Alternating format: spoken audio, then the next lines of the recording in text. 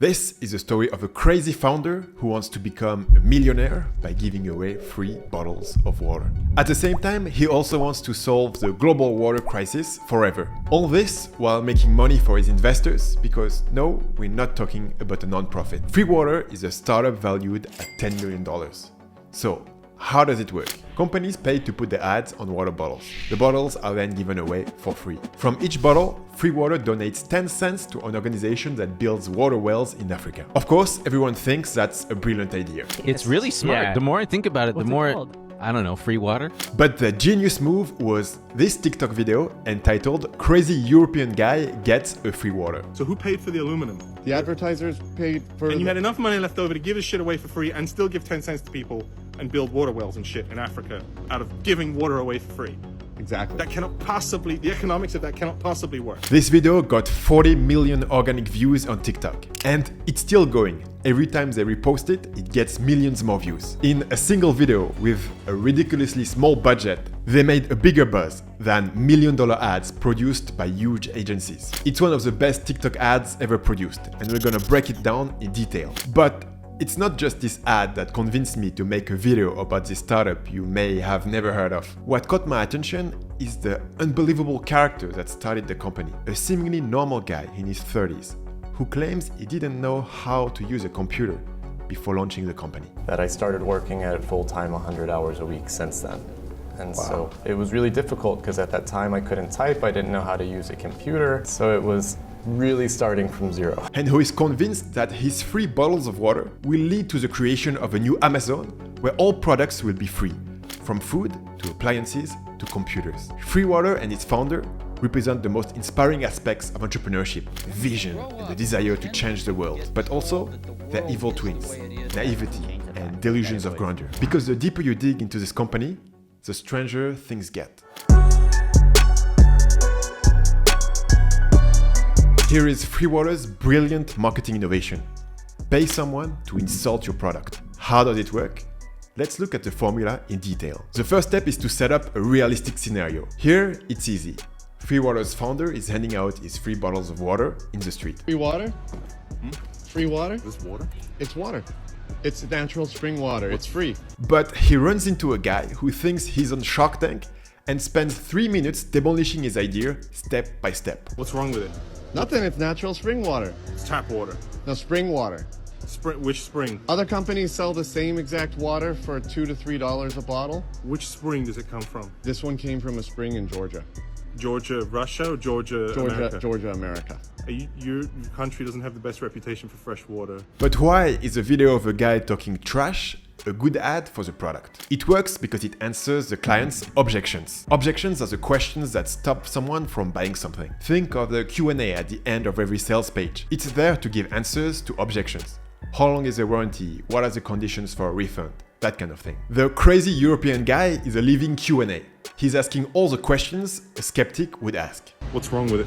Nothing's wrong with it. We're a free beverage company called Freewater. The water's free because the packaging is the ad space. What if I don't want to read the ads? You already read them. It's pretty subtle, because if you watch the video carefully, you notice that the founder doesn't have all the answers. They've split the attacks into two. When the objections are serious arguments that might prevent someone from actually taking a bottle, the founder has a good answer. For example, about the water's expiry date. Why is there an expiry date? How does water go bad? The bottles expire. It's not the water. Usually, It's metal, but is this aluminum it's or aluminum. plastic? Aluminum. But bottles. Why is it aluminum? Because it's recyclable. It's infinitely recyclable. Only 9% of plastic is recycled. But on the whole, the founder just can't match the funny replies, and he still gets dominated. For example, when the crazy European questions the viability of his business model, he doesn't really know what to say. So the advertisers paid you for advertising space, you took that money, you bought the spring water, you put it in packaging, and then you're giving it out for free. Exactly. And you still make a profit off of that. And we even donate 10 cents per bottle to charity. You have enough profit to have 10 cents space on each bottle's profit in order to still make a profit and still give 10 cents to the charity people. Exactly. I don't believe you. Hey, it's the truth. His only reply is, "Hey, it's the truth." Not very convincing. And the European goes on to make fun of his clothes. You're making money off of this. We're making money off of I it. don't mean to be rude. You don't look like you're making that much money. Like, are you dressing down because you're like, looking like in the tech industry and deliberately dressing down, or can you just not afford to look good and have nice clothes? A little bit of both. So your business is not really going very well. This slightly humiliating aspect makes the video much more realistic. In the comments and articles about the video, no one suspects that it was staged. For the average person, it's unthinkable for a company to pay an actor to make fun of their product, their business model, and even the CEO's outfit. Yet, the founder gets to make his whole sales pitch, and 40 million people now understand what Freewater is and why the project is cool. We come away from the video feeling bad for this poor entrepreneur who wants to change the world but gets mocked by a passerby who is too jumpy to accept a free bottle of water. So the comments rush to the founder's defense, a guy whose face they didn't even see in the video.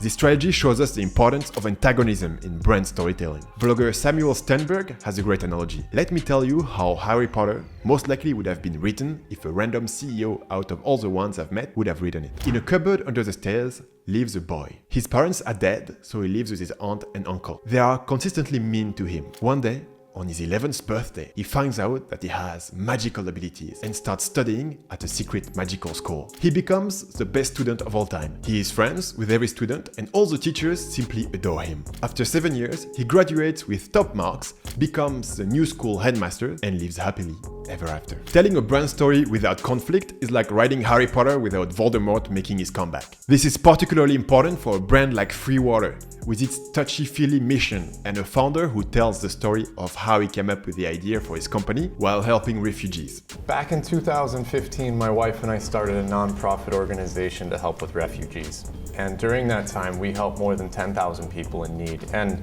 we would talk to as many as we could and say, hey, tell us your story. And we found that roughly 20% of them left their countries because they didn't have access to water, food, or medicine. It's tragic, but this kind of good Samaritan story that everyone agrees with will never go viral. By the way, when Freewater hands out its bottles of water to normal passers-by, you get videos that are boring as hell and don't get any views. Free beverage company. It's always free. Not just today. I love that. So what's The ads on the bottle pays for everything, including a donation to charity. cool? It's the first product of our future free supermarkets here in Austin. A total of 8 comments, compared to almost 100,000 for the crazy European. If you ask the average marketer how to promote your project, they'll tell you to make a video explaining the benefits of your product. The problem is that no one wants to watch that. But staging a funny, well-spoken antagonist, trashing your business model with good arguments in front of 40 million people, nobody has done that before. Sean Perry of the great My First Million podcast talks about a friend of his who controlled a bunch of Twitter accounts that he used to create an artificial buzz for products. One day, he goes to see this friend to ask him to promote a new app on his Twitter accounts. And of course, he walks right into the storytelling trap. I was like, great. So just say, hey, this is a great app. Download it. Blah, blah, blah. Here's the link. He just looked at me like, okay, get out of here. Get out of the room, dad. Like, you don't understand. And he was like, yeah, we're not going to say this is a great app because nobody cares and that looks like an ad. We're going to say like my mom's reaction when she sees me checking Bebo for the 43rd time that day, and then it's a mom slapping a kid. I was like, ooh, well, I don't think that's a good image for a new app. Spamming links to your app looks like a boring ad. What grabs attention is negativity, conflict, and antagonism. My notifications blown up because of this annoying effing Bebo app. And it shows 47 notifications. I'm like, but you're calling it annoying. That seems bad, right, Steve? He's like, no. When somebody sees that there's an app that has 47 notifications, they want to know what it is. And that you're complaining about it makes it look like not an ad. When you hear 5 people talking about something on social media, the same thing in a day that you hadn't heard about, it feels like everybody's talking about it. All along, I've been assuming that the video has been carefully staged. But am I committing defamation? Did they just get insanely lucky in handing out their very first bottle of water to a well-spoken skeptic? On LinkedIn, the founder wrote, "The future is free. This video cost us $0 and our product cost $0. Someone replied, "Well, no, you had to pay the actor." To which he replied, "No, LOL. That was an unscripted video that was filmed and shot in a few minutes." That surprised me. Because when I saw the video, I immediately figured the guy was trained in improv comedy. There is also this clue. And you had enough money left over to give his shit away for free and still give 10 cents to people and build water wells and shit in Africa. The crazy European is the first to mention building wells or Africa. The founder, who is having trouble getting a word in, has just said we're giving 10 cents to a charity without specifying which one. So I wanted to find out for sure. Is this guy really an actor? The video doesn't credit the crazy European, which would make sense if he were a random passerby. So I switched to CSI mode and started by taking a screenshot of the guy's face. Doing a reverse image search will only give me more screenshots of that same video, which show up on the many articles covering the viral phenomenon, so it's a dead end. But I heard about a new site called PimEyes, which is based on an AI that analyzes a photo and finds other photos of that same person on the internet. So I pasted our screenshots of the European into it, and it sure looks like other photos of him. And look at this. This does look very much like a guy doing stand-up. I tried to click through to the original picture, but you have to pay $15 to see the full results of each search. Apparently, PimEyes' business model is to suck dry perverts and desperate people. But I figure it will be easy to bypass. The site blurs the photos around the face you're looking for to get you to pay, but I assume it should be enough to find the whole image with a reverse image search. But it's not. So I try something else. Each result gives a cropped URL. In most cases, it doesn't even show the full domain name. But here, I do have a domain name, standup.si, which confirms my original hunch that this guy is a professional comedian. When I open the site, I find myself on a page in Serbian listing show dates. I'm getting warmer. I switch to English and find a tab listing all their comedians. Bingo! All I have to do is to open every single page until I find a photo of a crazy European. Except that, after searching through about 50 tabs, I can't find the photo with the green t-shirt anywhere. Maybe it's on a different page. So I try another method. By typing site:standup.si into Google and clicking on the images tab, I get a list of all the photos hosted on this domain. And here again, it's the same thing. The photo with the green t-shirt is nowhere to be seen. I'm at a dead end. I've got good clues that the guy is a professional comedian, but I don't have clear validation that the man in the green t-shirt and the crazy European are one and the same person. Running out of options and feeling really desperate for some sort of resolution, I go back to PimEyes in search of another readable domain name and come across this image. It looks very much like a promotional image for a show, but more importantly, despite the blurring, you can make out a first name, Oliver. I rush back to the Serbian website's list of comedians, search for the first name Oliver, and boom, I come across this photo. In my first pass, I didn't recognize him because he looks younger and I'm just terrible at recognizing faces. But it's definitely him. Oliver Sotra. Now that I have a full name, we've won. A Google search gives me his Instagram and we've got our man. Same face, same voice, same outfit. In his bio, he promotes his services, which are none other than creating viral videos for brands on social media. So he's definitely an actor, and the video was staged. I'm not crazy. To be clear, this doesn't take anything away from the ad's greatness. Quite the opposite.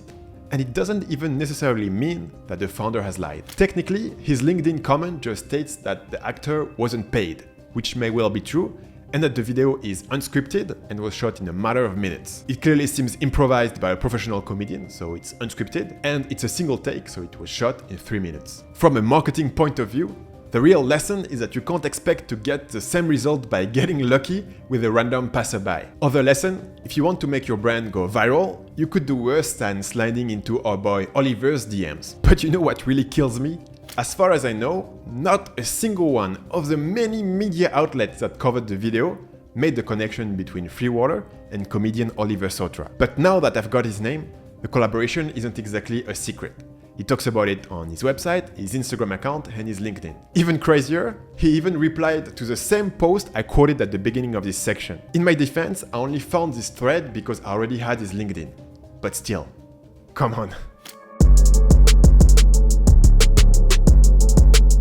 The problem with Freewater is that this incredibly brilliant ad hides an incredibly flawed business model. Its founder, Josh Clifford, is convinced that his company is a scalable Silicon Valley-style startup. We initially tried to launch in Europe, in either Berlin or London, but it's not very European to work, it's not in their culture to work on a startup. You know, in America you have that people go into a garage and they come out and they make Apple, and it's really hard to find people like that in Europe, and so eventually we were like, okay, we got to move to Silicon Silicon Valley. But Silicon Valley makes sense for one kind of business: venture-backed tech startups. Freewater's business model doesn't fit this mold at all. And yet, Josh Clifford goes to almost comical length to portray himself as a disruptive entrepreneur in the tradition of a Steve Jobs or Elon Musk. For example, he claims that he first became involved in entrepreneurship at the age of 10 when he opened a lemonade stand in his parents' garden. Then, in 1995, he convinced his parents to let him invest the profits in Microsoft shares,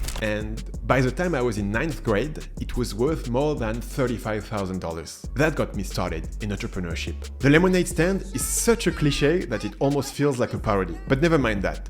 The deeper you dig, the shakier Freewater's business model looks, starting with their big mission statement. Clifford claims they only need 10% of Americans to choose Freewater so they can solve the global water crisis. We'll only need 10% of Americans to save money and drink free water, and by the end of that year, we would have donated more than $5 billion to charity. When you put it like that, success seems guaranteed. All it takes is for 10% of Americans to pick a free product. But let's do the math. If they need $5 billion to solve the water crisis and they donate 10 cents per bottle to the charity, that means they need to give away 50 billion bottles. But in order to give out these 50 billion bottles, the challenge isn't finding people who want free water. The challenge is finding enough companies willing to pay for the ads. Because what Freewater is offering is a very expensive advertising medium. The Freewater website doesn't tell us the exact cost, but in an interview with the founder, we learned that the rate is $1 per bottle, which can be shared between 1 to 3 companies. For 1,000 bottles, that's between $333 and $1,000 paid by the brand. That's an enormous price compared to what brands pay for, say, 1,000 views on YouTube. For example, on one of my recent videos, advertisers paid YouTube $7 for 1,000 views. So appearing on a Freewater bottle costs between 50 and 150 times more than a YouTube ad. Clifford will argue that his advertising medium is very high quality because instead of interrupting people's day, you provide them with a moment of refreshment. It's a good argument, and I have no doubt that he will manage to find companies willing to run campaigns. The question is, on what scale? To distribute the 50 billion bottles that are supposed to solve the global water crisis, you need to sell $50 billion worth of advertising. By comparison, YouTube's revenue in 2022 was just $29 billion. So to accomplish its mission, Freewater would have to take a huge slice of the world's advertising spend. To justify this scenario, Freewater compares itself to direct mail, which, according to some studies, is the most profitable advertising medium with a 112% return on investment. Their argument is that it makes sense to pay a lot of money to appear on a bottle of water, because you look at the bottle a dozen times before throwing it away. The problem is that this doesn't take into account what's known as banner blindness. The fact that the more we're exposed to ads, the less we notice them. As long as getting a free bottle remains a rare event, you look at the ads. But if you're given one every single day, you won't bother reading the packaging anymore. So Clifford is trapped. His goal is to grow his business, but if he succeeds, consumers will get used to his concept and it will become unthinkable for a brand to pay $1 a bottle for ads with sketchy targeting compared to what can be done online or even by mail. So he might decide not to grow too big and simply distribute bottles to certain consumers in well-targeted physical locations, such as shopping malls. It would be a viable business, but unfortunately too small to solve the water crisis on its own. Obviously, it would still be a good deed, but the point of this channel is to analyze the business side of the project. And we can clearly see the limitations of this ad-based business model. Ironically, his troubles are caused by trying to do too much good. He wants to solve the water crisis and distribute free products. The problem is that free products aren't the best way to generate the $5 billion in profits he needs for his mission. But instead of stepping back and readjusting his business model, Clifford makes wild claims in interviews, including the promise of expanding his business model to free computers. I realized, okay, a lot of these big companies are going to be upset with us because we created processes for everything from water to computers. Now, that's simply insane. Let's suppose for a moment that you could distribute free ad-supported computers. That would give you a very low-end computer. Think of the cheapest PC on the market, but one that's also completely full of ads every time you click on something.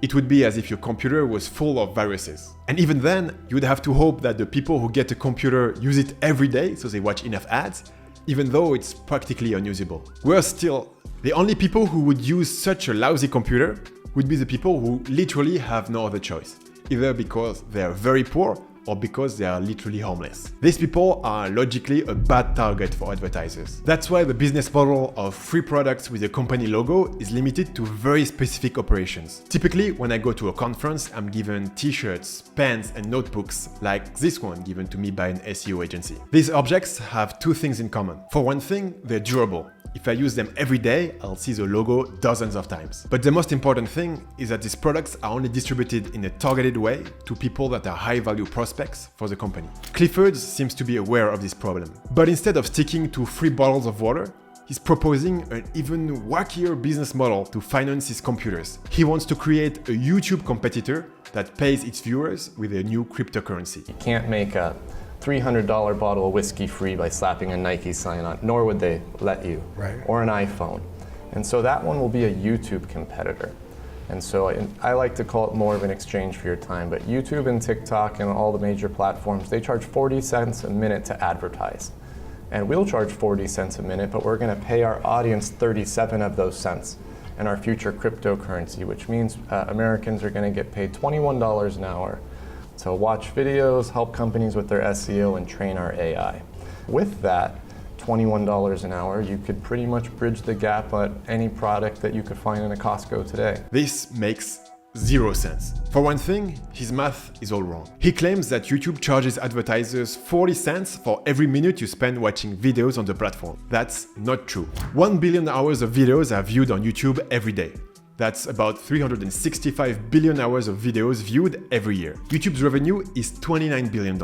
If we divide 29 by 365, we come up with 8 cents per hour of video viewed. As a reminder, he claims that YouTube charges 40 cents per minute. I guess he's only counting the minutes of ads viewed, not all of YouTube videos. So that means that unless his platform is all ads, it won't pay us $21 an hour, but rather 7 cents an hour. Will some people use Freewater Tube instead of YouTube to earn 7 cents an hour? Probably. But then again, the selection effect is atrocious. The only people who will watch ads for 7 cents an hour are people advertisers do not want to target. That's why the notorious sites that pay you to watch ads pay so little. In my 5 hours of doing this, I earned $210 over on Lootably, which converted to $147, which will get me absolutely nothing. As you can see, $147, what does that convert to? Probably less than a penny. These sites have the worst CPM in the world because they show ads to people who have neither money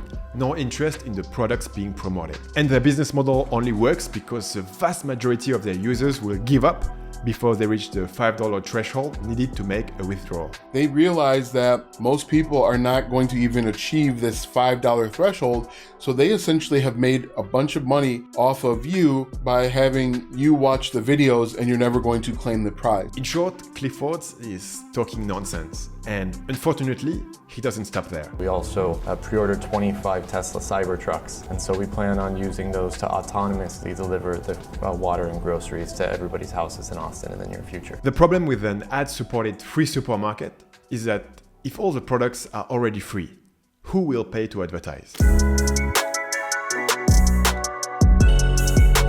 In entrepreneurship, it's often hard to tell the difference between a visionary, a megalomaniac, and a scammer. A visionary like Steve Jobs is a megalomaniac who succeeded. A scammer like Sam Bankman-Fried is a visionary who screwed up and didn't want to admit it. The same goes for all of you watching this video. Maybe you have a business idea. Maybe you think that idea could make you a millionaire. And maybe you're right. But how can you tell if it's an ambitious plan that will change your life or a crazy cuckoo dream? What's really hard is that in order to succeed, you have to balance two contradictory ideas. The first is to believe with all your might in a future that doesn't exist yet. The second is to stay rooted in the reality of what's possible. Most people miss this first point. In the name of realism, they became unimaginative pessimists who are convinced that it's impossible to achieve anything unusual except by getting lucky. But a small percentage of people overcompensate. They tell themselves that having a vision is enough and they forget the principle of reality. I don't feel great saying that, but I think that's the case with Freewater's founder. Their ad is great, especially now that we confirmed that they used an actor.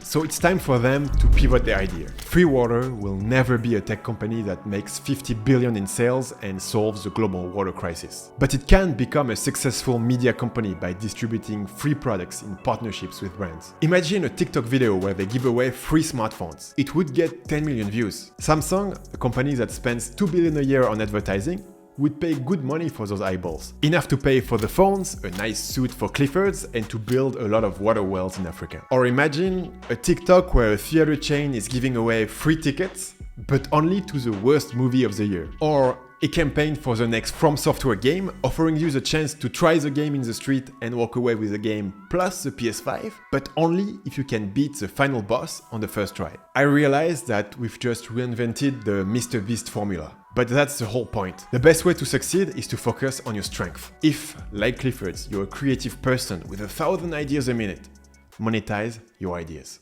If you liked the video, subscribe. 524 subscribers, 99,476 to go. And if you want to learn why Burger King won't stop talking about McDonald's, click here.